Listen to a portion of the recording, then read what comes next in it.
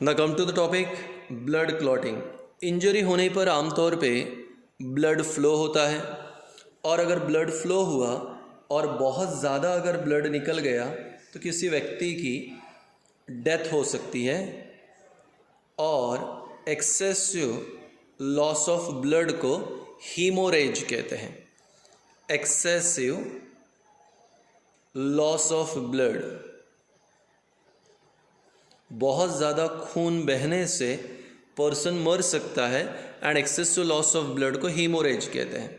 भगवान की दया है कि हमारे शरीर में एक ऐसा मैकेनिज़्म होता है कि इंजरी होने पे खून बाहर निकलता है पर तुरंत ही क्लॉट हो जाता है, जिसे हम ब्लड क्लॉटिंग कहते हैं। आइए उसी चीज़ पे फोकस करते हैं, उसी पे कंसंट्रेट करते हैं। बेसिकली अगर शरीर के अंदर इन बॉडी, शरीर के अंदर अगर ब्लड है तो वो क्लॉट नहीं होता, क्योंकि वहाँ पे एक केमिकल है हेपारिन, और ये हेपारिन शरीर के भीतर ब्लड को क्लॉट नहीं होने देता, और इसीलिए उसे एंटीकोएगुलेंट कहते हैं। एंटीकोएगुलेंट मतलब ऐसा केमिकल जो ब्लड को क्लॉट होने से बचाए। ऐसा केमिकल जो ब्लड को क्लॉट होने से बचाए उसे एंटीकोएगुलेंट हेपारिन है, जो शरीर के अंदर है। पर मान लीजिए इंजरी हो गई, एग्जाम्पल के तौर पे ये है हमारा हाथ और यहाँ पे कोई कट लग गया। अगर मान लीजिए यहाँ कोई कट लग गया और इस प्रकार से यहाँ पे कट आ गया, तो नेचुरल बात है अब इस कट में से क्या बाहर निकलेगा? ब्लड। पर आप देखोगे 4 से लेके 5 मिनट में ही ब्लड क्लॉटिंग हो जाएगा, खून बहना रुक जाएगा। मैंने मेरा हाथ लिया ताकि मैं आपको शो कर पाऊँ। इमेजिन करो कि मुझे यहाँ पे कुछ लग गया है, ऐसे मैंने कट कर लिया, और कट करने पे अंदर से यहाँ पे क्या निकलेगा? ब्लड बाहर निकलेगा। अब हम जानना चाहते हैं कि ब्लड क्लॉटिंग होता कैसे है। तो फर्स्ट स्टेप 1, ध्यान देना अभी। Injured body tissue, injured body tissue and blood platelet,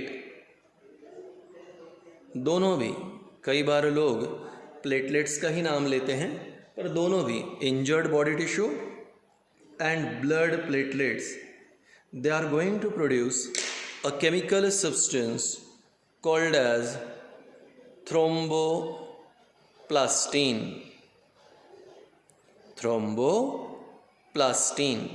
तो सबसे पहले जैसे ही हमें कोई इंजरी हुई और खून बहने लगा, ब्लड फ्लो होने लगा, तो वहाँ से क्या बाहर निकलेगा? ब्लड बाहर निकलेगा। अब इंजर्ड बॉडी टिश्यू ने और ब्लड प्लेटलेट ने केमिकल तैयार किया, क्या नाम? थ्रोम्बोप्लास्टिन। अब आगे देखें, स्टेप 2। हमारे ब्लड में एक केमिकल होता है,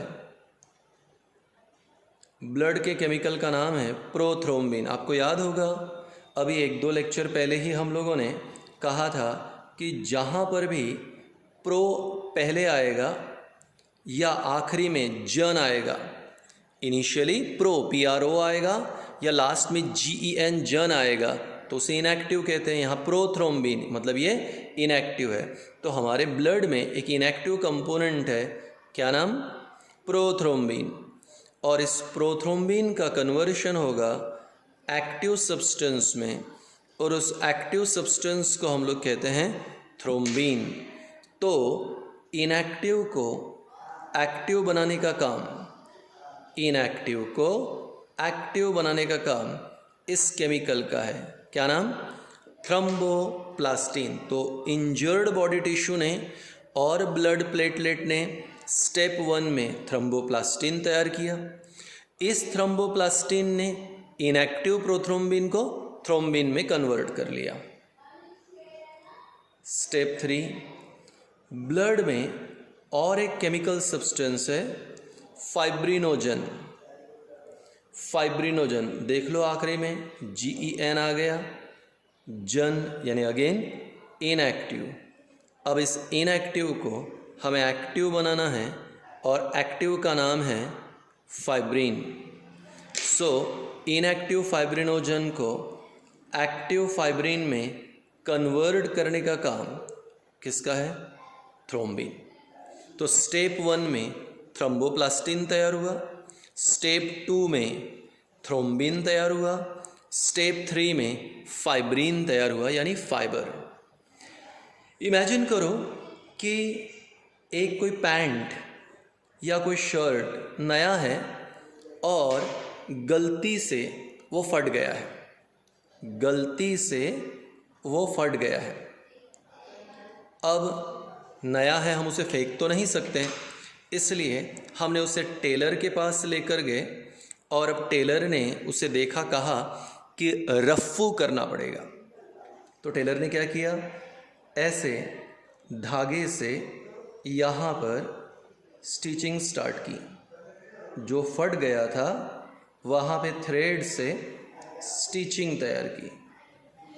अगर हम हॉस्पिटल जाएं, डॉक्टर को कहें कि बहुत डीप है इंजरी, तो डॉक्टर स्टिचेस लगाते हैं। इसलिए भगवान ने भी स्टिचिंग ही किया है, बस स्टिचिंग के लिए जो धागा यूज़ किया उस धागे का नाम क्या है? फाइब्रिन।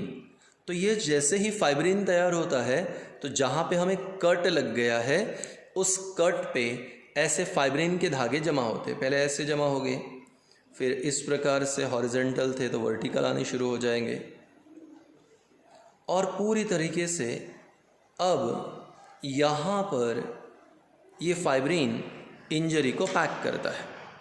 इतना ही नहीं, जब ये पूरा फाइब्रिन इसमें आ जाता है तो यहाँ पर कुछ ब्लड सेल्स भी ट्रैप हो जाते हैं। तो फाइब्रिन ने क्या किया, पूरे इंजरी को, उस फाइन थ्रेड्स, फाइब्रिन ने पूरे इंजरी को कवर कर लिया। पूरी इंजरी कवर्ड हो गई, कुछ ब्लड सेल उसमें ट्रैप हो गए और अब यहाँ पे fibrin plus trap blood cells, इसे कहते हैं क्लॉट। और इस प्रकार से 5 मिनट के अंदर क्लॉट तैयार हो जाएगा। क्लॉट तैयार जब हो जाएगा, आप ऐसे हाथ लगाओगे तो बड़ा सॉफ्ट लगेगा। दूसरे दिन जब आप हाथ लगाओगे तो कड़क लगेगा। ये ब्लैक कलर की एक कवरिंग तैयार हो गई। इस ब्लैक कलर की कवरिंग को इंजरी के ऊपर जो तैयार हो गई उसे ब्लास्टिमा कहते हैं। हाँ, इंजरी ठीक नहीं हुई, खून रुक गया, ब्लड निकलना रुक गया, ब्लड क्लॉट हो गया और ब्लड क्लॉटिंग टाइम है 5 to 6 मिनट। और क्लॉटिंग के लिए कितने स्टेप है? 3। सबसे पहले क्या तैयार होगा? थ्रोम्बोप्लास्टिन। थ्रोम्बोप्लास्टिन क्या करेगा? इनएक्टिव प्रोथ्रोम्बिन को थ्रोम्बिन। थ्रोम्बिन क्या करेगा? इनएक्टिव फाइब्रिनोजन को फाइब्रिन। फाइब्रिन क्या करेगा? पूरे इंजर्ड पार्ट पे फाइबर्स तैयार करेगा, उसे पैक करेगा। जब ब्लड सेल उसमें ट्रैप हो गई तो बन गया क्लॉट। तो इस प्रकार क्लॉटिंग ऑफ ब्लड हमारे शरीर में होगा। हाँ, अनफॉर्चुनेटली अगर ब्लड क्लॉट नहीं होता है किसी व्यक्ति में तो उसे बीमारी है। 9th स्टैंडर्ड बताया था कि अगर ब्लड क्लॉट नहीं होता तो उसे हीमोफीलिया कहते हैं, failure of clotting of blood, haemophilia. Now let's continue the last topic of this circulatory system.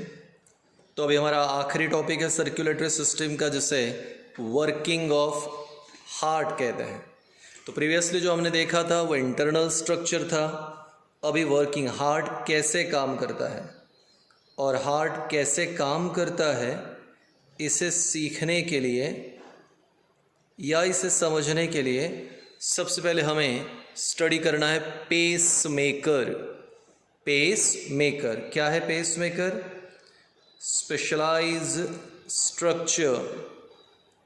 specialized structure which generates electrical impulses.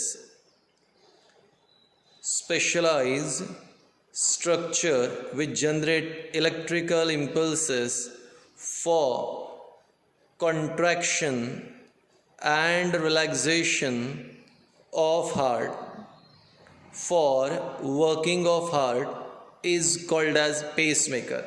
तो specialized structure which generate electrical impulses for contraction and relaxation of heart is called as pacemaker.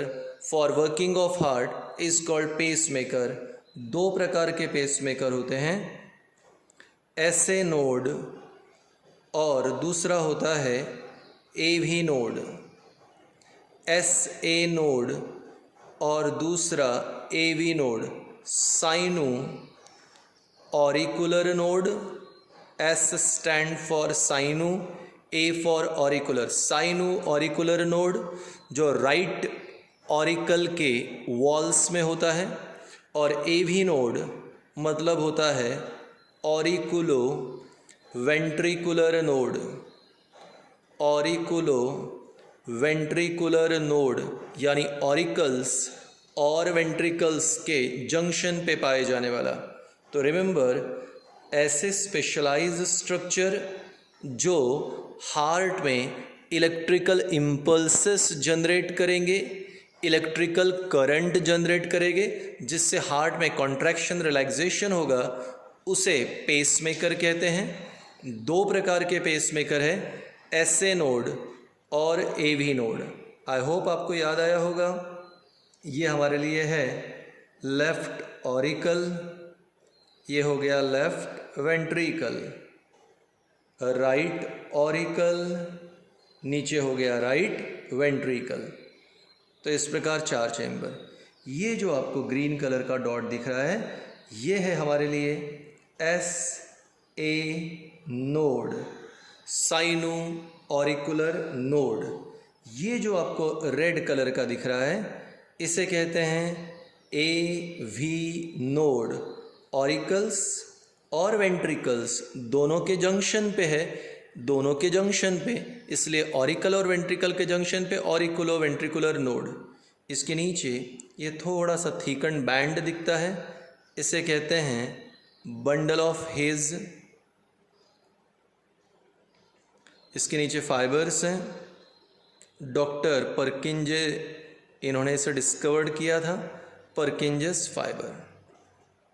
तो specialised structure जो electrical impulses generate करेंगे, उसे हम लोग कहते हैं यहाँ पे पेसमेकर। दो पेसमेकर, SA नोड और AV नोड। स्टार्ट करते हैं। Sino auricular node right auricle के मसल में है। अब आप जानते हो लेफ्ट ऑरिकल में ऑक्सीजनेटेड ब्लड आएगा, इसे लाने का काम पल्मोनरी वेन्स का है, और राइट ऑरिकल में डीऑक्सीजनेटेड ब्लड आएगा, जिसे लाने का काम सुपेरियर वेना केवा और इन्फेरियर वेना केवा का है। तो राइट ऑरिकल में डीऑक्सीजनेटेड और लेफ्ट ऑरिकल में ऑक्सीजनेटेड ब्लड आएगा। तो सबसे पहले, अब मैं यहाँ लिख रहा हूँ, आपको ध्यान देना है, ऑरिकल्स यानी दोनों भी लेफ्ट और right, auricles gets filled with blood. जैसे ही ऑरिकल ब्लड से पूरी तरह फिल हो जाता है, जैसे ही ऑरिकल्स कंप्लीटली फिल्ड हो जाता है, तो ये जो राइट ऑरिकल के मसल में पेसमेकर है SA नोड, वह एक्टिवेट होता है, और एक्टिवेट जैसे ही हुआ तो क्या तैयार करेगा वो? Electrical impulses. देखो मैंने क्या लिख रहा हूँ, auricles gets filled with blood. क्या हुआ? Sino auricular node gets activated. Sino auricular node gets activated and generate electrical impulses। वो एक्टिवेट हो गया और तुरंत उसने क्या तैयार किया? इलेक्ट्रिकल इम्पल्सेस तैयार किया। मान लीजिए जैसे मेरे घर पानी का टाकी है, हम लोग मोटर चालू करते हैं और फिर मोटर से पानी की टाकी में पानी जाता है। जब वो टाकी पूरी तरह भर जाती है तो एक पाइप से पानी नीचे गिरता है, जब पानी नीचे गिरता है तो हमें आवाज़ आती है, तो हमें पता चलता है कि टाँकी भर गई, तो हम बंद कर देते हैं। तो टाँकी भर गई हमें कैसे पता चला? जब पानी नीचे गिरने लगा। एग्जैक्टली वैसे ही जब ऑरिकल्स पूरे भर गए तो एसए नोड वो एक्टिवेट हो जाता है, क्या तैयार करेगा? Electrical impulses. It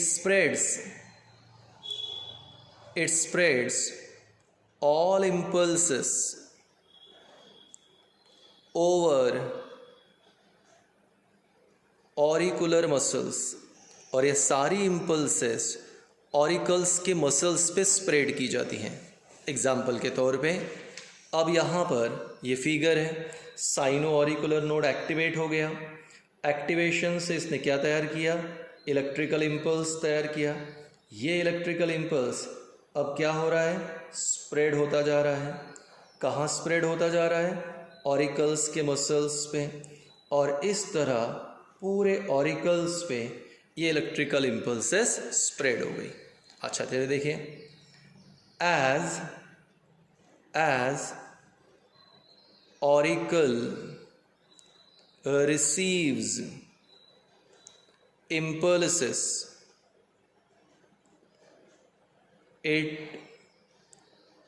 undergo contraction। जैसे ही ऑरिकल ने इम्पल्स रिसीव किया वो क्या करने लगा? कॉन्ट्रैक्शन, यानी उसका कॉन्ट्रैक्शन होने लगा। तो ऑरिकल्स में कॉन्ट्रैक्शन हो गया। तो सबसे पहले क्या हो गया कि ऑरिकल्स में ब्लड फील हो गया, जिसके कारण एसए नोड एक्टिवेट हो गया। एसए नोड एक्टिवेट हुआ तो उसने इलेक्ट्रिकल इम्पल्स जनरेट की। इलेक्ट्रिकल इम्पल्स पूरे मसल्स, ऑरिकल के मसल पे स्प्रेड हुई। ऑरिकल के मसल को मैसेज मिला तो वो कॉन्ट्रैक्ट हो गया, और ऊपर का ब्लड कहाँ पे आ गया? नीचे। चलिए अब आगे देखते हैं। अब बारी आती है वेंट्रिकुलर कॉन्ट्रैक्शन की। इसी एसए नोड का एक इम्पल्स आके स्ट्राइक करता है किस पर? AV node. दूसरे पेज पे लिखता हूं,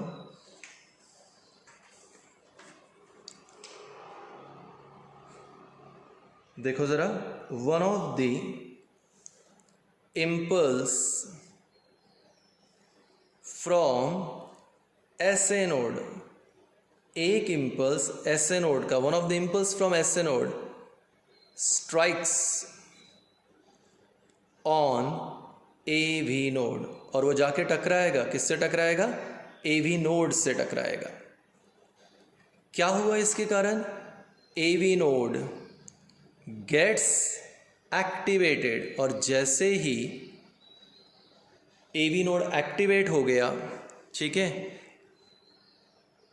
वो तैयार करेगा इलेक्ट्रिकल इम्पल्सेस। तो मैंने कहा एसए नोड का ही एक इलेक्ट्रिकल इम्पल्स एवी नोड पे स्ट्राइक करेगा। एवी नोड पे स्ट्राइक किया तो वो एक्टिवेट हो गया। वो एक्टिवेट हो गया तो इलेक्ट्रिकल इम्पल्स जनरेट किया। इलेक्ट्रिकल इम्पल्स जनरेट किया तो आगे भेज देगा किसे? Bundle of his.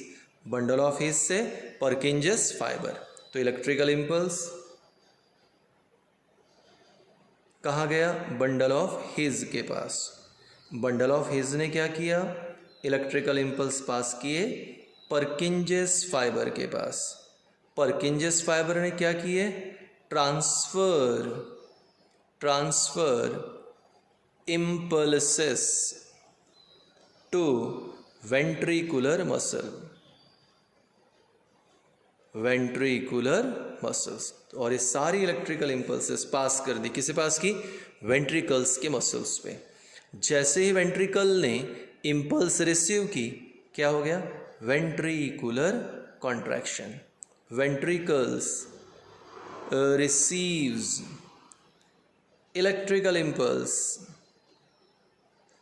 and gets contracted।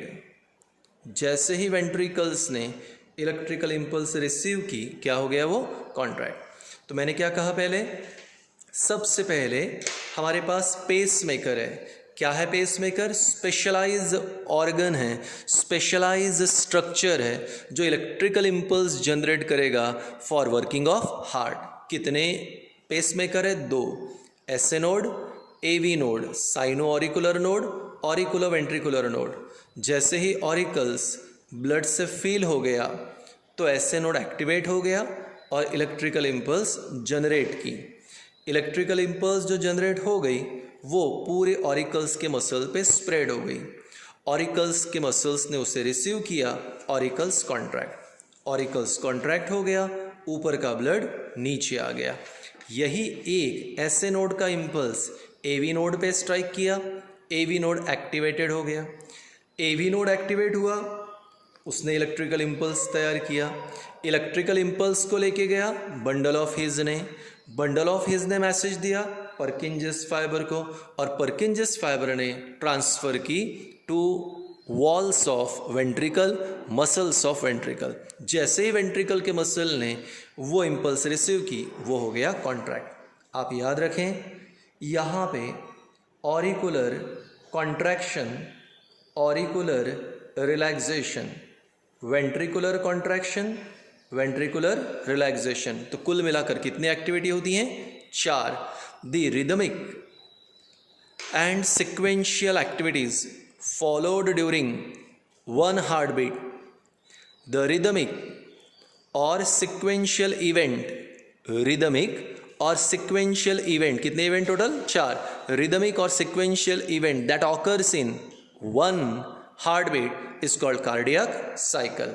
और आपको पता ही है बेटा, वन हार्ट बीट ये होती है 0.8 सेकेंड में। एक हार्ट बीट को समय लगेगा 0.8 सेकेंड। तो 0.1, 2, 3, 4, 5, 6, 7 एंड 0.8।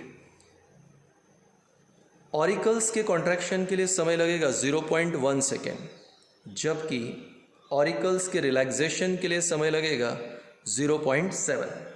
तो ऑरिकल कॉन्ट्रैक्ट होता है 0.1 सेकेंड में, ऑरिकल रिलैक्स होता है 0.7। यहाँ पे 0.1, 0.2, 0.3, 0.3 सेकेंड में वेंट्रिकुलर कॉन्ट्रैक्शन होगा और 0.5 सेकेंड में वेंट्रिकल्स रिलैक्स होंगे, यानी वेंट्रिकुलर रिलैक्सेशन। तो जिस समय ऑरिकल्स कॉन्ट्रैक्ट हो रहा है तो उस समय वेंट्रिकल रिलैक्स हो रहा है, जिस समय वेंट्रिकल कॉन्ट्रैक्ट हो रहा है उस समय ऑरिकल रिलैक्स हो रहा है। यानी ऑरिकल्स का कॉन्ट्रैक्शन तो वेंट्रिकल का रिलैक्सेशन, वेंट्रिकल का कॉन्ट्रैक्शन तो ऑरिकल का रिलैक्सेशन। तो 0.8 सेकेंड में ये 4 एक्टिविटी होती हैं और ये 4 एक्टिविटी का sequence cardiac cycle, one heart beat में जो 4 इवेंट होते हैं उसी को कार्डियक साइकिल। इस प्रकार हार्ट में कॉन्ट्रैक्शन रिलैक्सेशन होगा। पर टॉपिक बहुत ही स्पेशल है, डेफिनेटली इसे क्लासरूम के अंदर स्टडीज़ में ज़्यादा बेटर समझा जा सकता है। It needs time also. फिर भी एक प्रकार का रिवीजन है आपके लिए, जितना समझा बहुत अच्छी बात, अदरवाइज क्लासरूम में हम लोग इसे लेंगे तो वहाँ ज़्यादा बेटर समझ में आएगा। Let's start the new topic. Today we are having the topic excretion. तो अभी हम लोग एक नए टॉपिक को स्टार्ट कर रहे हैं। टॉपिक का नाम है एक्सक्रीशन। क्या है excretion? Removal of non gaseous. देखिए, एक्सक्रीशन का मतलब ये नहीं कि वेस्ट को रिमूव करें। अब हम स्पेशलाइज्ड टर्म पर आ गए हैं और ये जो टर्म है एक्सक्रीशन, ये विथ रिस्पेक्ट टू यूरिन है। अब यहाँ पर हम उसे डिफाइन करने की कोशिश करेंगे।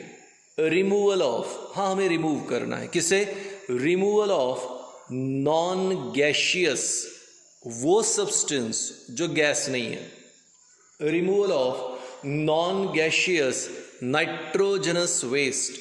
अब आम तौर पर यहाँ पे बोला गया नाइट्रोजन या नाइट्रोजनस वेस्ट। जैसे ही दिमाग में नाइट्रोजन आता है तो हम समझ जाते हैं कि नाइट्रोजन मतलब गैस। पर डेफिनेशन की पहली ही लाइन में ये बहुत ही स्ट्रेस देकर बोला है नॉन गैशियस। नॉन गैशियस यानी हमें ऐसा नाइट्रोजनस कंपाउंड बाहर निकालना है हमें ऐसा नाइट्रोजनस कंपाउंड शरीर के बाहर फेंक देना है जो एक्चुअल में जो है हमारे लिए गैस नहीं है। अब गैस नहीं है मतलब फिर है क्या वो? डेफिनेटली वो लिक्विड है। So removal of non gaseous nitrogenous waste हम रिमूव कर रहे हैं। किससे रिमूव कर रहे हैं? Non gaseous nitrogenous waste along with excess of water. हमें जितना पानी चाहिए उसके कंपैरिजन में हम ज़्यादा क्वांटिटी में पानी पीते हैं। शरीर को जितने पानी की आवश्यकता होती है उतना शरीर अपने पास पानी को रख लेता है, और हाँ, जो एक्सेस वाटर है उसे हम फेंक देते हैं, definitely in the form of urine. जब हम लोग एक्सेस वाटर को फेंकते हैं उसी समय हम उस एक्सेस वाटर में क्या ऐड कर देते हैं? Non gaseous nitrogenous waste. So removal of, हमें रिमूव करना है किसे? Non gaseous nitrogenous waste. किसके साथ? Along with excess of water. किस फॉर्म में? यूरिन। किस फॉर्म में? Urine. It is called as excretion. It is called as excretion. So removal of non-gaseous nitrogenous waste.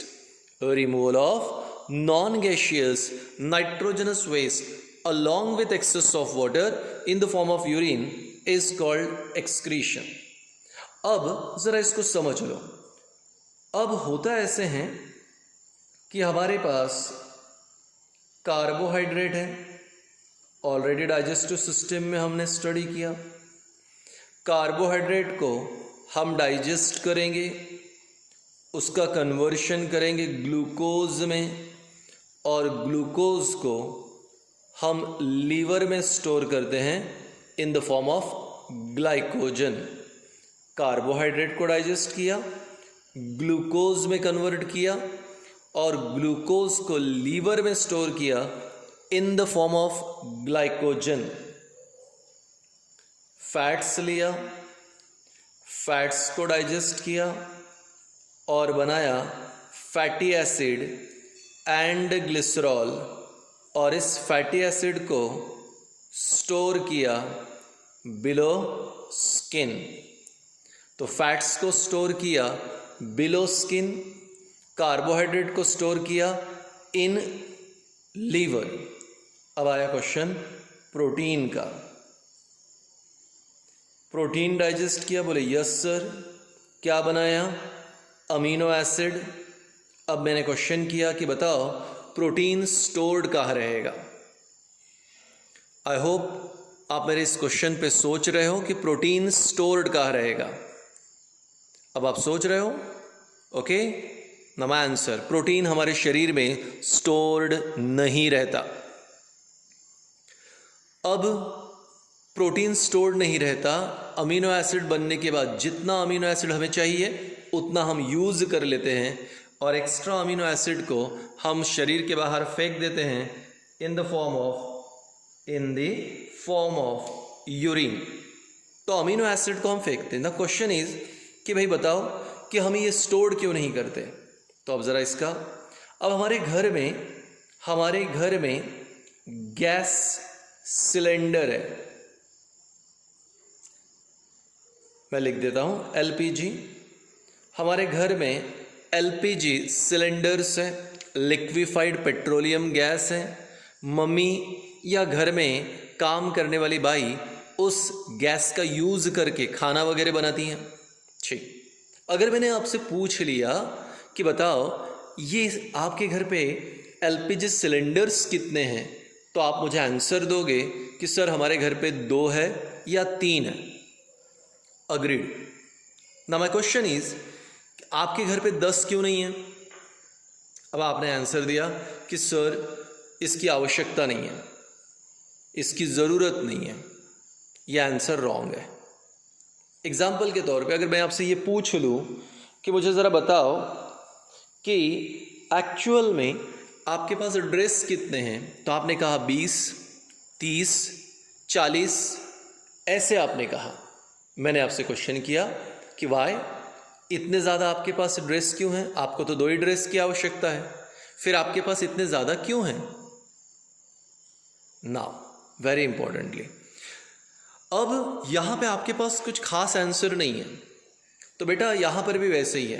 क्या आपके पापा यहाँ पे 20 लीटर पेट्रोल खरीद सकते हैं? बोले यस सर, तो घर पे लाके रखा? No sir. क्या आपके पापा 20 सिलेंडर खरीद सकते हैं? यस सर, तो घर पे लाके रखा? No sir. क्यों? आंसर, सर वो रिस्की है, अगर कहीं पर कोई एक्सीडेंट हो जाए तो यहाँ पे 20 सिलेंडर फट जाएंगे। सर कोई एक्सीडेंट हो जाए तो 20 लीटर पेट्रोल में आग लग जाएगी, बड़ा प्रॉब्लम होगा। एग्जैक्टली वैसे ही अमीनो एसिड में नाइट्रोजन होता है, अमीनो एसिड में नाइट्रोजन होता है। And for your kind information, excess nitrogen, for your kind information, excess nitrogen ये शरीर के लिए हार्मफुल होता है, इसलिए जितना चाहिए उतना हम रख लेते हैं और बाकी फेंक देते हैं in the form of urine. तो हमने नाइट्रोजन को फेंका, पर ये लिक्विड फॉर्म में फेंका, गैस फॉर्म में नहीं फेंका। सो रिमूवल ऑफ किसे? नॉन गैशियस नाइट्रोजनस वेस्ट, किसके साथ? Along with excess of water, किस फॉर्म में? In the form of urine, is called as excretion. तो ये था हमारे लिए डेफिनेशन एक्सक्रीशन का। Let's continue.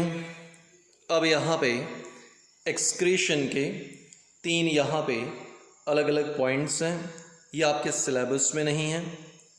अब हमारे पास पहला है ammonotelic animals, the animal which excretes nitrogenous waste in the form of ammonia is called as ammonotelic animal. ऐसे एनिमल जो नाइट्रोजनस वेस्ट को, उनके शरीर में मिलने वाले, उनके शरीर में पाए जाने वाले नाइट्रोजनस वेस्ट को अगर अमोनिया के फॉर्म में अगर रिमूव करता है तो ऐसे एनिमल को अमोनोटेलिक एनिमल कहते हैं। फिश इसका कॉमन एग्जाम्पल। यूरियोटेलिक एनिमल हम खुद हैं। यूरियोटेलिक एनिमल्स मतलब the animals which excretes nitrogenous waste in the form of urea. अगर यूरिया के फॉर्म में नाइट्रोजनस वेस्ट को रिमूव करते हैं तो उसे यूरियोटेलिक एनिमल। तो जब भी हम यूरिन रिलीज करते हैं तो अपना नाइट्रोजनस वेस्ट हम रिमूव करते हैं in the form of urea. Third, uricotelic animal,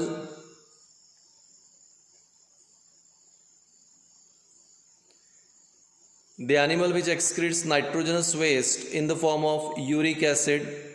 अगर नाइट्रोजनस वेस्ट यूरिक एसिड के फॉर्म में रिलीज होता है तो उसे यूरिकोटेलिक एनिमल।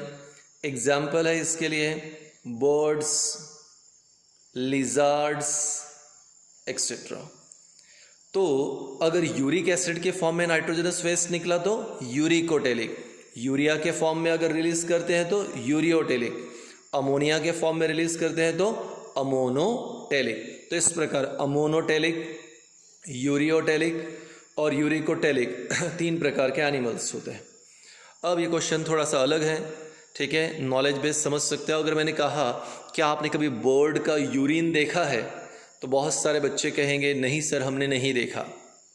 मैंने पूछ लिया क्या आपने कभी अपने घर पे वॉल लिजार्ड, छिपकली का यूरिन देखा है, तो शायद अभी भी कुछ लोग आंसर देंगे ना सर हमने नहीं देखा। तो बेटा ये बर्ड्स या लिजार्ड ये भी अपना यूरिन रिलीज करते हैं, पर इनका यूरिन जो है वो यूरिक एसिड के फॉर्म में होता। आई होप आपको पता होगा कि लिजार्ड के वेस्ट मटेरियल के साथ एक वाइट कलर का छोटा सा बॉल लाइक स्ट्रक्चर अटैच होता है, वही ball like structure uric acid है। यानी लिजार्ड में, बर्ड्स में यहाँ पे सेपरेटली यूरिन रिलीज नहीं होता। जब वो डाइजेस्टिव वेस्ट रिलीज करते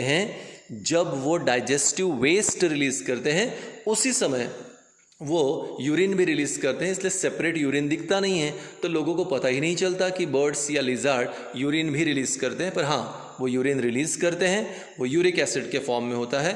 और हमारा यूरिक एसिड ये सेमी सॉलिड है, न तो सॉलिड है न ही लिक्विड है, सेमी सॉलिड। तो लिजार्ड के वेस्ट के साथ वाइट कलर का जो बॉल है सेमी सॉलिड, वो यूरिक एसिड है, यानी वो उसका यूरिन है। तो इस प्रकार अमोनोटेलिक, यूरियोटेलिक और यूरिकोटेलिक 3 प्रकार के हमारे पास एनिमल। ये है हमारे लिए डायग्राम। अभी एक्सक्रीटरी सिस्टम, और एक्सक्रीटरी सिस्टम में 4 main organ, kidney, ureter, urinary bladder और यूरेथ्रा। मेरा राइट हैंड है जो मैं लिख रहा हूँ, तो ये साइड लेफ्ट, तो ये हो गया लेफ्ट किडनी, ये हो गया राइट किडनी,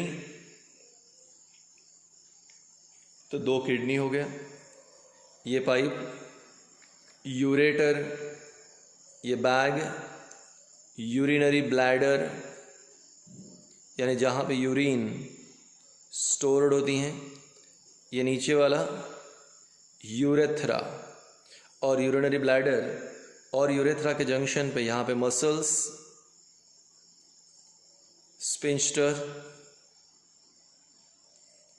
स्फिंक्टर मसल, और ये अपर्चर यूरेथ्रल ऑरिफिस।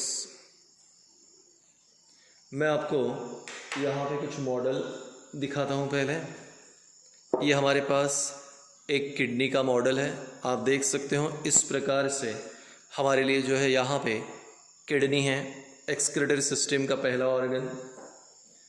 इसी प्रकार से मेरे पास और एक मॉडल है, आप इसे भी देख सकते हो, ये भी किडनी का एक मॉडल है यहाँ पर। तो ये है आपके लिए यहाँ पे किडनी।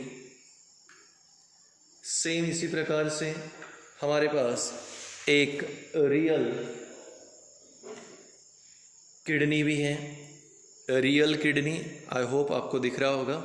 हाँ, अब रियल किडनी का मतलब ये नहीं कि ये ह्यूमन बीइंग्स का है, ये इंसानों का किडनी नहीं है, एनिमल का किडनी है। अब मुझे ये तो नहीं पता कि कौन से एनिमल का है, पर प्रोबेबली शिप या गोट का ये हो सकता है। ये है किडनी। हाँ, किडनी को हिंदी भाषा में गुर्दा कहते हैं, ठीक है, तो आप याद रखिए। अब एक्सक्रीशन हमारे लिए डेफिनेशन हो गया, और हम यूरिया रिलीज करते हैं यूरिन में, इसलिए हमें यूरियोटेलिक कहते हैं। एक्सक्रीटरी सिस्टम में 4 organ, kidney, ureter, urinary bladder और आएगा यूरेथ्रा। तो पहले नंबर पे आते हैं किडनी। किडनीज इस प्रकार से सिचुएटेड होती हैं। अब मेरे हाथ में जो मॉडल है किडनी का, ये तो मॉडल बड़ा है, ठीक है। इस प्रकार से किडनी सिचुएटेड रहती है, एक यहाँ पे रहेगी और दूसरा यहाँ पे। इस प्रकार से हमारे पास जो है 2 किडनीज हैं, वो एब्डोमिनल रीजन में सिचुएटेड है। तो कितनी किडनीज? 2 किडनीज है। देयर आर 2 किडनीज, ठीक है। कहाँ पे? Situated in abdominal region. कितने kidney? 2। There are 2 kidneys situated in abdominal region, यानी पेट वाले भाग में। अलोंग डॉर्सल बॉडी वॉल, पीछे साइड से। हार्ट सामने था यानी वेंट्रल, और किडनी पीछे है यानी dorsal. 1 on either side of vertebral column, vertebral column के राइट साइड में एक और लेफ्ट साइड में एक। So there are 2 kidneys. कहाँ? सिचुएटेड इन एब्डोमिनल रीजन, पेट वाले भाग में। Along dorsal body wall, 1 on either side of vertebral column. तो एब्डोमिनल रीजन में, डॉर्सल साइड में, वर्टिब्रल कॉलम के 2 साइड में 2 ऐसे हमारे पास क्या है? किडनी प्रेजेंट है। तो हमारे पास 2 किडनी हैं, और ये जो हमारी किडनी होती हैं ये बीन शेप होती है। आइए कुछ पॉइंट्स देखते हैं किडनी के बारे में। तो पहला जो हमने आपको किडनी के बारे में पॉइंट कहा वो पोजीशन था। कहाँ पे है किडनी? एक बार फिर से, kidneys are situated in abdominal region along dorsal body wall, 1 on either side of vertebral column. ठीक, किडनी का दूसरा नाम, किडनी का दूसरा नाम रीनल है, RENAL। हिंदी भाषा में गुर्दा, पर किडनी का टेक्निकली दूसरा नाम रीनल है। किडनी बीन शेप होती हैं। किडनी का कलर डार्क ब्राउन होता है। एक किडनी की लेंथ 10 सेंटीमीटर होती है। एक किडनी का मास 150 ग्राम होता है। किडनी के बाहर एक प्रोटेक्टिव टिश्यू कवरिंग होती है, कैप्सूल।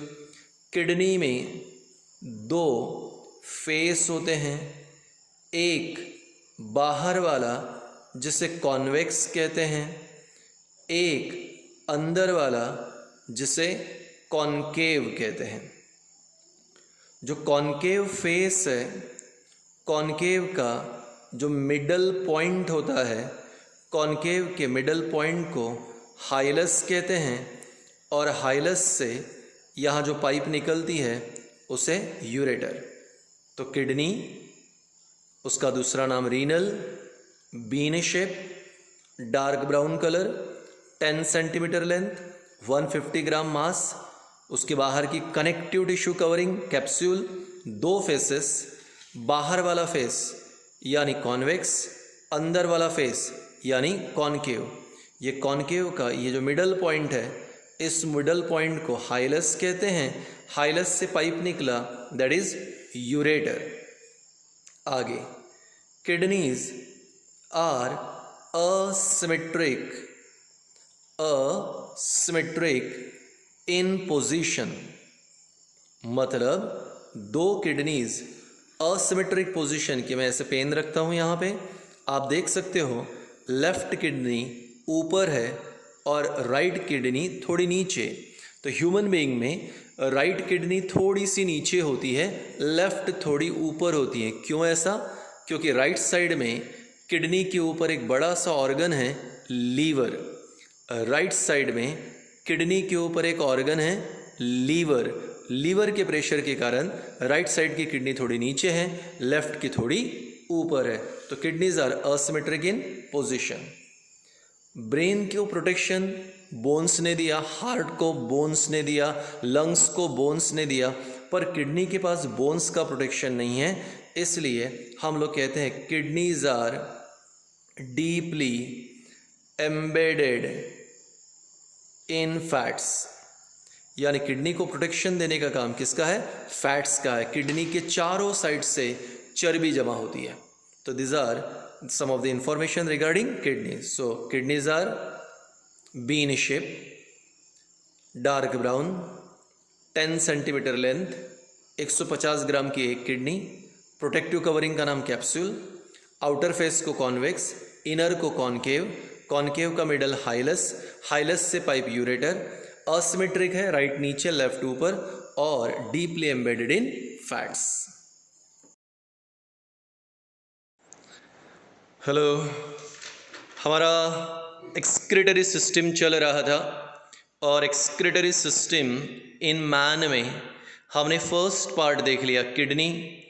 आज हम यूरेटर, यूरिनरी ब्लैडर, यूरेथ्रा, ये भी चीज़ें देखेंगे। तो चलिए स्टार्ट करते हैं। मैं एक बार फिर से रिकॉल कर दूं, कल मैंने कहा था आपके लिए kidneys, there are 2 kidneys situated in abdominal region, one on either side of vertebral column. Abdominal region में वर्टिब्रल कॉलम के 2 साइड में 2 हमारे लिए किडनी प्रेजेंट है। किडनी का दूसरा नाम renal, kidneys bean shape, dark brown colour, एक किडनी का लेंथ 10 सेंटीमीटर, किडनी का वजन 150 ग्राम, एक्सटर्नली कवरिंग है कैप्सूल, 2 फेसेस है, आउटर कॉन्वेक्स है, इनर कॉनकेव है। कॉनकेव के मिडल को हाइलस कहते हैं, हाइलस से पाइप निकला यूरेटर। किडनीज असिमेट्रिक पोजीशन की है, राइट किडनी थोड़ी नीचे होती है एज कंपेयर्ड टू लेफ्ट, और किडनीज को प्रोटेक्शन देने का काम जो होता है ये है हमारे लिए यहाँ पे फैट्स का। Kidneys are deeply embedded in fats. Now come to this point. अब ये जो सेंट्रल पॉइंट है इसे कहते हैं हम लोग हाइलस, और हाइलस से एक जो पाइप नीचे निकली है, ये वाइटिश या क्रीमिश कलर का जो पाइप है इसे कहते हैं यूरेटर। क्या करेगा ureter? It carries the urine from kidney and pours to urinary bladder. तो किडनी से यूरिन लेना है और यूरिनरी ब्लैडर में डाल देना है, ये काम है हमारे लिए किडनी का। अब ये जो नीचे जो बैग दिख रही है, इस बैग को हम लोग कहते हैं यूरिनरी ब्लैडर। नीचे जो बैग मिल रही है, इस बैग को कहते हैं urinary bladder. Now urinary bladder is a muscular pear shape sac. तो दो वर्ड यूज़ किए गए, एक बोला गया कि ये मस्क्यूलर ऑर्गन है और दूसरा बोला गया कि ये पियर शेप सैक है। So here let's start about urinary bladder. Urinary bladder नाम से तो पता चली गया, जहाँ पे हम लोग यूरिन स्टोर करते हैं वो यूरिनरी ब्लैडर। तो क्या हमने यहाँ पे परमानेंट यूरिन स्टोर किया? तो आंसर है no. Temporary store house of urine. तो पहला पॉइंट क्लियर हो गया कि urinary bladder temporary store house है यूरिन का, यानी हम यहाँ पे कुछ समय तक यूरिन को स्टोर कर सकते हैं। अगर मैं ये पूछ लूँ कि बताओ कितने देर के लिए हम यहाँ यूरिन स्टोर कर सकते हैं, तो शायद आप सोचोगे। और अगर मैंने यही क्वेश्चन पूछा कि मैक्सिमम कितने देर तक यूरिन स्टोर कर सकते हैं, तो आंसर है अप्रॉक्सीमेटली 18 आवर्स तक। 18 आवर्स तक, 18 घंटे तक भी यूरिन स्टोर किया जा सकता है। इमेजिन करो कि शाम 6 बजे हमने मिक्चुरेट किया। मिक्चुरेट यानी मिक्चुरेशन यानी रिलीज ऑफ यूरिन। हम शाम के 6 बजे बाथरूम गए, यूरिन रिलीज किया, और दूसरे दिन क्योंकि अभी छुट्टियां चल रही, दूसरे दिन आप 11 या 12 बजे उठे। दूसरे दिन, ठीक है, 11 या 12 बजे उठे। अब शाम के समय आप बाथरूम नहीं गए थे, 6 के बाद सो गए। दूसरे दिन सुबह 11 या 12 बजे उठे, तो ऑलमोस्ट 17-18 घंटे हो गए और हम आराम से यूरिन को स्टोर कर सकते हैं। ये बात अलग है कि बिल्कुल यूरिन को ज़्यादा समय के लिए स्टोर नहीं करना चाहिए। 6 से 8 घंटे के बाद हमें मिक्चुरेट कर लेना चाहिए। तो यूरिन को हम हमेशा परमानेंटली स्टोर नहीं करते, हाँ टेम्पररी स्टोर करते हैं, इसलिए temporary store house of urine. Fruit pear जैसा है, इसलिए इसे कहा पियर शेप। मसल्स का बना है, विसरल मसल्स का बना है, इसलिए कहा पियर शेप मस्क्यूलर बैग।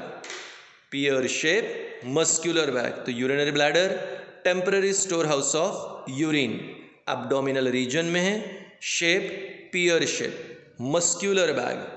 तीसरा, in male it is of larger size as compared to female.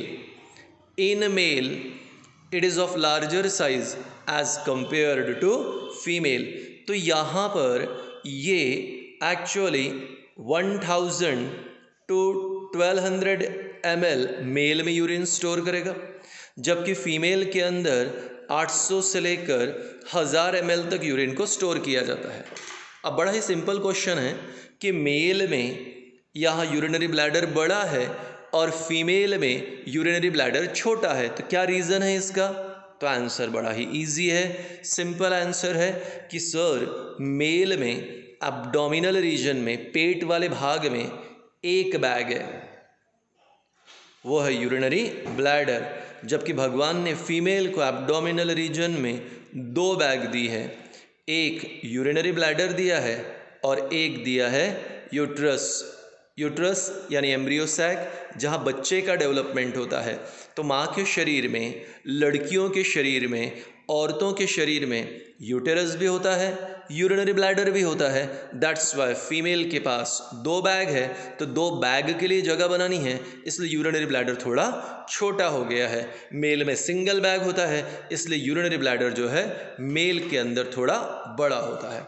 अब ये जो यूरिनरी ब्लैडर है, यहाँ पे यूरेटर यूरिन ला के डालता है, और जब यूरिन से ये फील हो जाता है तो यहाँ पे नीचे नेक रीजन कहते हैं इसे, यहाँ यूरिन का प्रेशर क्रिएट होता है मसल्स पे, जिन्हें आप कहते हो स्पिंक्टर मसल्स।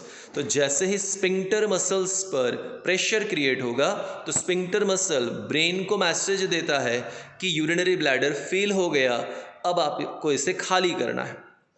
अब इमेजिन करो कि अभी आप वीडियो देख रहे हो और ये भी इमेजिन कर लो कि आपको फीलिंग आई, आपको सेंसेशन आया कि आपको बाथरूम जाना है।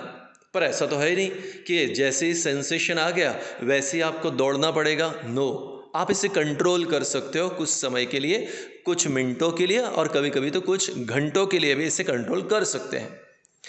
जितने जल्दी हो सके, जैसे ही आपको समय मिलता है आपको मिक्चुरेट करना है, पर आप इसे कंट्रोल कर सकते हो। मान लीजिए क्लास में हो, लेक्चर चल रहा है, ठीक है, तो आप लेक्चर ख़त्म होने का वेट करते हो, फिर बाथरूम के लिए चले जाते हो। आप घर में किसी काम में बिजी हो, आप काम कर लेते हो, फिर बाथरूम जाते हो, ऐसे, यानी आप इसे कंट्रोल कर सकते हो। तो ये जो है कंट्रोल हम आराम से कर सकते हैं, और हमें जो मैसेज मिलेगा कि हमें बाथरूम जाना है वो स्फिंक्टर देगा। अब ये जो पर्टिकुलर स्फिंक्टर, मेरे हाथ पे ध्यान देना, यहाँ पे स्फिंक्टर, जब हम बाथरूम जाते हैं तो स्फिंक्टर ऐसे लूज होगा। अभी पैक है, यानी यूरिन रिलीज नहीं हो रहा। ऐसा तो है ही नहीं कि हम बैठे हैं और ड्रॉप बाय ड्रॉप यूरिन निकल रहा, नो, क्योंकि ये पूरी तरह स्फिंक्टर पैक है। जैसे हम बाथरूम जाते हैं तो हमारा ब्रेन मदद करता है और स्फिंक्टर ऐसे खुल जाते हैं। स्फिंक्टर खुल गया यानी अपर्चर आ गया और यूरिन रिलीज हो जाती है। यूरिनरी ब्लैडर ऑटोमेटिक कॉन्ट्रैक्ट होता है और फोर्स से शरीर के बाहर यूरिन रिलीज होता है। रिलीज ऑफ यूरिन को मिक्चुरेशन कहते हैं। अगर मम्मी आपके साथ में हैं तो मम्मी आपको ज़्यादा बेटर तरीके से एक्सप्लेन कर पाएगी। छोटे बच्चे, ध्यान से सुने अभी प्लीज़, छोटे बच्चे जब उन्हें नहलाया जाता है, छोटे बच्चे मतलब 6 महीने, 7 महीने, 8 महीने, छोटे बच्चों को जब नहलाया जाता है तो माँ उनके ऊपर गर्म पानी डालती हैं, और कई बार बच्चों को जब माँ नहलाती है तो उस समय बच्चे मिक्चुरेट करते हैं, क्योंकि गर्म पानी का इफेक्ट इन स्फिंक्टर मसल्स पे होता है। इमेजिन करो कि एक बड़ा आदमी है, आदमी एडल्ट है, आदमी हो औरत हो, और उस पर्टिकुलर पर्सन ने कंप्लेंट की है हॉस्पिटल में कि मुझे मिक्चुरेशन नहीं हो रहा है, मुझे बाथरूम जाना है, मेरे पेट में दर्द हो रहा है पर मुझे बाथरूम हो नहीं रही है, मुझे यूरिन रिलीज़ करने में प्रॉब्लम हो रही है। तो सबसे पहले डॉक्टर उसे कहते हैं कि एक काम करो, एक बड़े से टब में गर्म पानी ले लो, उसमें बैठ जाओ। गर्म पानी का इफेक्ट स्फिंक्टर पे होता है, स्फिंक्टर थोड़े लूज होंगे जिससे मिक्चुरेशन हो सकता है। अगर नहीं हुआ तो डॉक्टर जो है दूसरे वे से यूरिन को बाहर निकालेंगे। But this is one of the common thing. बच्चों के शरीर पे भी ये होता है। बच्चों को जब माँ नहलाती है उनके शरीर पे गर्म पानी डालती हैं तो स्फिंक्टर पे उसका इफेक्ट होता है, स्फिंक्टर लूज। साथ ही साथ एग्जैक्ट साइंटिफिक रीज़न नहीं पता, पर कई बार माँ जब बाहर जाती है और वो चाहती है कि उसका बच्चा, छोटा बच्चा बाहर जाने के बाद डायपर गीला न करे, तो माँ बच्चे को लेकर जाती है बाहर और उसे खड़ा करके उसके सामने मुंह से आवाज़ निकालती है, ऐसे, ठीक है। अभी आवाज़ निकालने के बाद बच्चा, इनिशियली तो बच्चा उस आवाज़ पे ध्यान नहीं देता, पर जैसे ही बच्चे ने ध्यान दिया तो बच्चा मिक्चुरेट करने लगता है। अगर हम मम्मी को पूछें कि ऐसा क्या हुआ कि बच्चे ने मिक्चुरेट किया, मम्मी को भी नहीं पता, पर एक्चुअली माना जाता है कि इस बच्चे का आवाज़ जैसे ही बच्चे का ध्यान जैसे ही माँ की इस प्रकार की आवाज़ पे जाता है तो बच्चे के स्फिंक्टर लूज होते हैं, जिसके कारण बच्चा मिक्चुरेट करता है। अब हमारे लिए last, that is urethra. Last है यूरेथ्रा। किडनी हो गया, यूरेटर हो गया, यूरिनरी ब्लैडर हो गया, last urethra. Now come to the point. Urethra, urethra female में, यूरेथ्रा फीमेल में सिर्फ 4 सेंटीमीटर का होता है।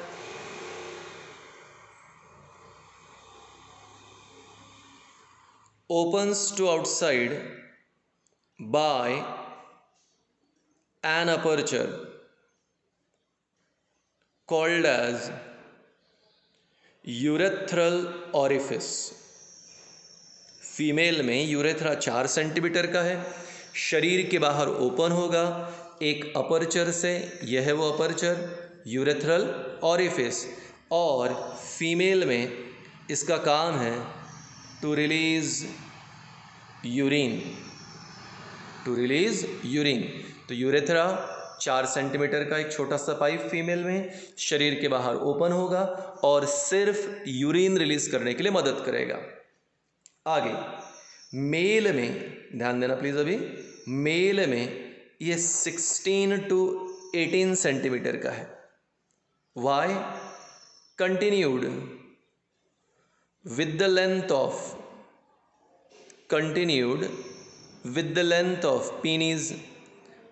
मेल में पीनीज जो कि एक सेक्सुअल ऑर्गन है, कॉपुलेटरी ऑर्गन है और वो इलोंगेटेड ऑर्गन है, तो मेल में पीनीज के लेंथ के साथ यूरेथ्रा कंटिन्यू रहता है, इसलिए मेल में 16 से लेकर 18 सेंटीमीटर का है। शरीर के बाहर ओपन होता है by the aperture called urethral orifice, और इसके दो काम हैं, यूरिन रिलीज करना और जेनाइटल कंपोनेंट। यूरिन रिलीज करना और जेनाइटल कंपोनेंट।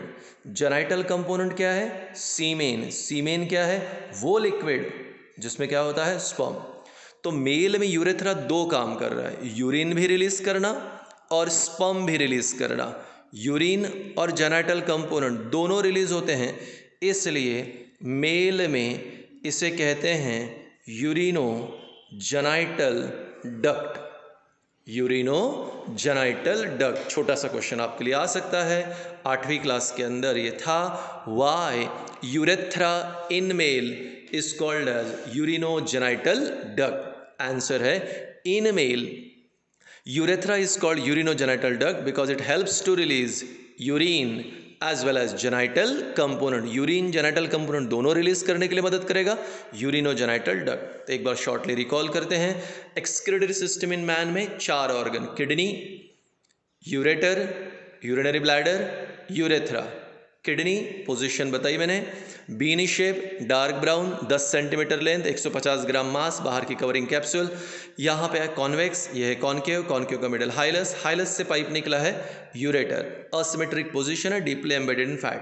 क्रीम और व्हाइट कलर के पाइप, यूरेटर यूरिन को कैरी करेगा किडनी से लेकर urinary bladder. Urinary bladder muscular bag है, वहाँ पे यूरिन को टेम्पररी स्टोर करते हैं, मेल में बड़ा, फीमेल में छोटा। नीचे स्पिंक्टर है।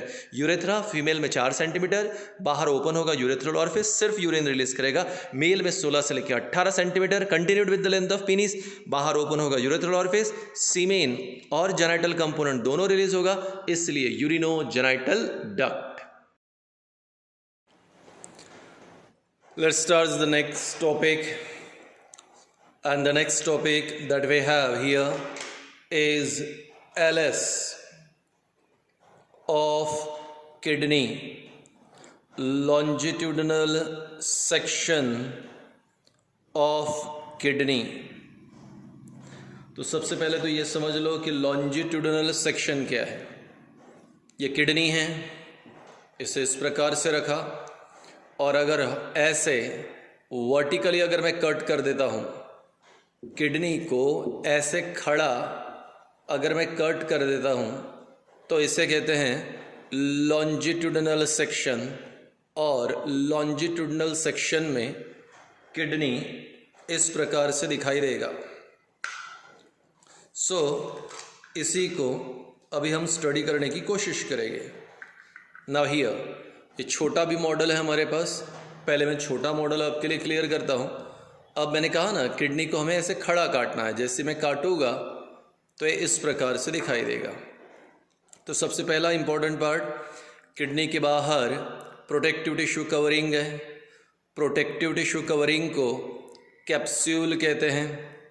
किडनी में यहाँ 2 रीजन्स मिलेंगे, बाहर का कॉर्टिकल रीजन है और अंदर का मिड्यूला। यहाँ कैविटी दिखाई देगी, बड़े मॉडल में क्लियर दिखेगा, इसे पेल्विस कहते हैं। आइए बड़े मॉडल से स्टडी करते हैं। Now here, so externally kidney is covered by protective covering, और बाहर जो प्रोटेक्टिव कवरिंग है, कनेक्टिव टिश्यू कवरिंग है, उसे कैप्सूल कहते हैं। किडनी में 2 रीजन, दिस इज फर्स्ट, ये सेकंड, फर्स्ट सेकंड। ये बाहर वाला रीजन है, ये रीनल कॉर्टेक्स है। आप जानते हो रीनल मतलब किडनी, रीनल कॉर्टेक्स। ये रफ और ग्रैन्युलर दिखाई देता है माइक्रोस्कोप में, और ये जो रीजन है ये मिड्यूला है, रीनल मिड्यूला। रीनल मिड्यूला में 10 से लेके 12 ट्रायंगुलर स्ट्रक्चर है। यहाँ पे 1 2 3 4 5 6, इस मॉडल में 6 दिए, पर ऐसे 10 से लेके 12 ट्रायंगुलर स्ट्रक्चर्स होते हैं। इन ट्रायंगुलर स्ट्रक्चर को रीनल पिरामिड कहते हैं। तो रीनल मिड्यूला में ट्रायंगुलर रीनल पिरामिड है 10 to 12। 2 रीनल पिरामिड में ये गैप प्रेजेंट है। इस गैप को कहते हैं रीनल कॉलम ऑफ बर्टीनी। डॉक्टर बर्टीनी ने डिस्कवर किया था, इसलिए renal column of बर्टीनी।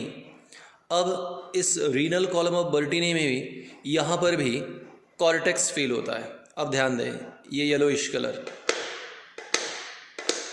I hope आपको आवाज़ आ रही है। यहाँ कैविटी है, खाली जगह है, इस कैविटी को कहते हैं पेल्विस। तो जो भी यूरिन कलेक्ट होगा वो पहले पेल्विस में आएगा, पेल्विस से वो ये वाइट कलर के पाइप से जाएगा, दैट इज़ यूरेटर। ये जो रेड कलर की पाइप दिख रही है ये है रीनल आर्टरी। वो ब्लड वेसल जो किडनी को ब्लड सप्लाई करेगा वो है रीनल आर्टरी, और जो लेकर जाएगा ब्लू कलर का पाइप रीनल वेन। तो सप्लाई करने वाला रीनल आर्टरी, लेकर जाने वाला रीनल वेन। आइए अब ज़रा फिगर पे देखते हैं।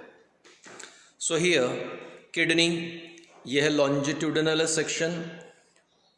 इन अ longitudinal section in LS, first point, kidney is externally covered or protected by means of connective tissue covering। तो ये बाहर वाली कवरिंग कैप्सूल। किडनी में 2 भाग, बाहर वाला रफ और ग्रैन्युलर, ये डॉटेड मैंने दिखाया है आपको, ग्रैन्युलर। आप चाहें तो अपने मोबाइल पे जूम करके देख सकते हो। ये डॉटेड या ग्रैन्युलर अपीयरेंस, इसे कहते हैं रीनल कॉर्टेक्स। और अंदर वाला जो रीजन है इसे कहते हैं रीनल मिड्यूला। रीनल कॉर्टेक्स और रीनल मिड्यूला। तो किडनी के लॉन्जिट्यूडनल सेक्शन में 2 भाग, outer renal cortex, inner renal मिड्यूला। Renal cortex rough और ग्रैन्युलर है, पर रीनल मिड्यूला 10 से लेके 12 ट्रायंगुलर स्ट्रक्चर से बना है। यहाँ पे 1 2 3 4 5 6 7 8, मैंने 8 दिखाए हैं, पर ये 10 से लेके 12 ट्रायंगुलर स्ट्रक्चर से बना है। इन ट्रायंगुलर स्ट्रक्चर को कहते हैं renal column of बर्टीनी। Renal column of बर्टीनी। अब यहाँ पे 2 रीनल मिड्यूला के अंदर, सॉरी, यहाँ पे ट्रायंगुलर स्ट्रक्चर को कहते हैं हम लोग रीनल पिरामिड, और 2 पिरामिड के बीच में जो गैप है उस गैप को कहते हैं रीनल कॉलम ऑफ बर्टीनी। तो यहाँ पर ये ट्रायंगुलर स्ट्रक्चर को कहते हैं रीनल पिरामिड। थोड़ा कंफ्यूज हुए हैं तो फिर से रिकॉल करता हूँ। बाहर कैप्सूल है, 2 region, outer renal cortex, inner renal medulla. ठीक है, मिड्यूला में 10 से लेके 12 ट्रायंगुलर स्ट्रक्चर, और इन ट्रायंगुलर स्ट्रक्चर को क्या कहते हैं हम लोग? Renal pyramid. 2 रीनल पिरामिड के बीच में गैप को रीनल कॉलम ऑफ बर्टीनी, डॉक्टर बर्टीनी ने डिस्कवर किया था, रीनल कॉलम ऑफ बर्टीनी। उसमें भी कॉर्टेक्स फील है। सेंट्रल रीजन में कैविटी है, कैविटी को कहते हैं पेल्विस। जो भी यूरिन कलेक्ट होगा पेल्विस में, और पेल्विस से ये पाइप बाहर निकल रही है यूरेटर से यूरिन जाएगा यूरिनरी ब्लैडर। वो पाइप जो किडनी को ब्लड सप्लाई करती है रीनल आर्टरी, और वो पाइप जो किडनी से ब्लड लेकर जाएगी renal vein. Once again, externally kidney is covered और protected by means of membrane called capsule. Longitudinal section shows 2 regions, renal cortex, renal medulla. Renal cortex is outer, it is rough and granular in appearance. Renal medulla consists of 10 to 12 triangular structure called as renal pyramid. In between two renal pyramid, there lies a gap called renal column of Bertini. In renal column of Bertini, there is presence of cortex. Centrally, there is a cavity called pelvis. From pelvis, a pipe arises, ureter. The blood vessel which supply blood to kidney, renal artery, which carries blood, is renal vein.